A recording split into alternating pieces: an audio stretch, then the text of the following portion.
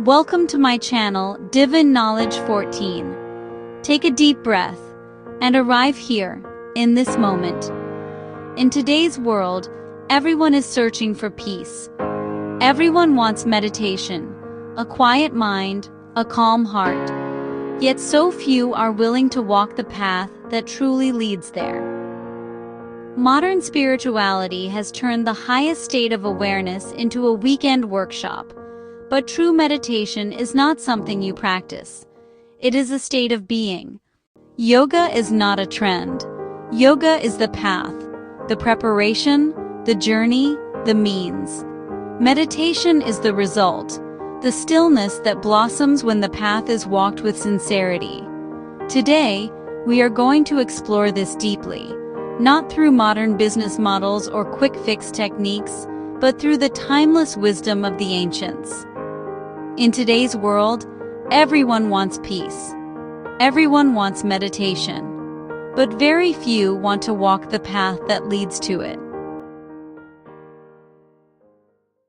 The forgotten science of yoga. If we return to the roots, to the wisdom of Patanjali's Yoga Sutras, yoga is not a posture, not a breathing technique, and certainly not a commercial brand.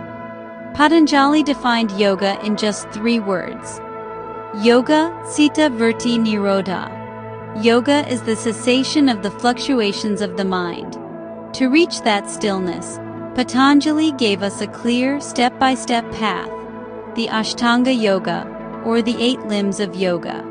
Yama, moral discipline; niyama, personal observances; asana, posture; pranayama, control of breath; pratyahara, withdrawal of the senses; dharana, concentration; dhyana, meditation; samadhi, ultimate absorption; union.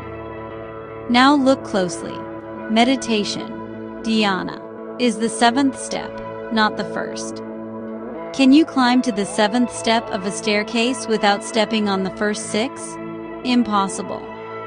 Yet this is what modern schools of instant meditation are offering, skipping the path and selling the result.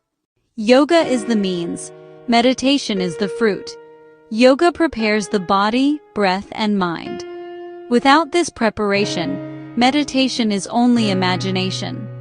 The stillness of the body, asana, is not about flexibility. It is about stability. When the body becomes motionless for long periods, around 2.5 hours, a transformation begins. The restless energy of the body starts dissolving. The nervous system stabilizes. The breath slows down. This heat of discipline is called Tapa, the inner fire of purification. Through Tapa, the practitioner develops the ability to sit still, effortlessly. When the body is still, the mind begins to quiet. This is not mysticism. This is neurophysiological harmony, known to ancient yogis long before modern science. From Tapa to Japa, still body, still mind. Once the body becomes steady through yama, niyama, and asana, the next union begins. Pranayama, breath regulation; pratyahara, withdrawal of senses; and dharana, concentration. I beautifully summarize this as japa, the continuous remembrance, or the steady focusing of the mind. When breath, senses, and thoughts move in rhythm, the wandering mind dissolves. This merging of body stillness and mental stillness naturally flowers into dhyana, true meditation. And only when dhyana becomes unbroken, when the meditator, the act of meditation, and the object of meditation all dissolve, the state of samadhi arises. That is the true goal of yoga.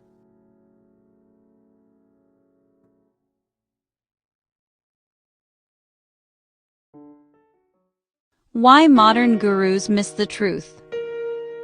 If we honestly examine the ancient scriptures, the Yoga Sutras, Hatha Yoga Pradipika, Garanda Samhita, and Shiva Samhita, nowhere do they mention third eye activation or Kundalini courses sold for money.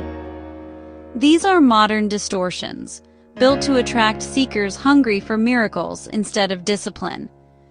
Real yoga is not business. Real yoga demands silence, self-control, and perseverance. It asks you to refine your character before you refine your consciousness. True awakening is not glamorous, it is graceful. It does not make you powerful, it makes you peaceful.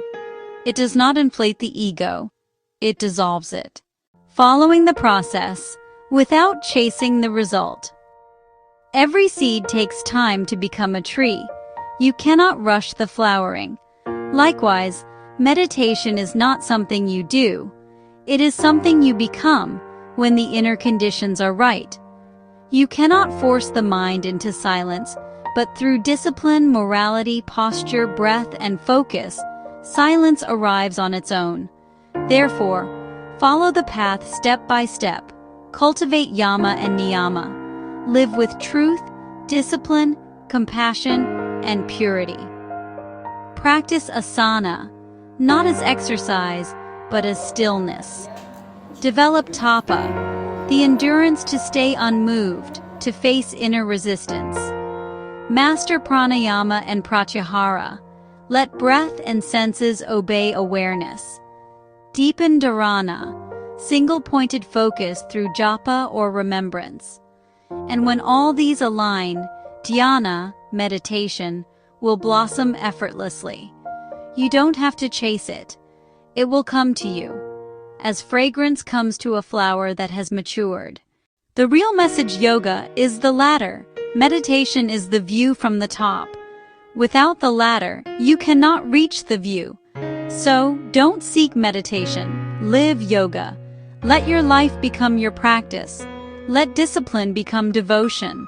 Let stillness become your nature. And one day, without effort, you will find that meditation is not something you do. It is who you are. If this message resonates with you, take a moment to pause. Reflect on your own path, not just the destination. Remember, true peace begins within. So walk the path, practice with awareness, and let meditation unfold naturally.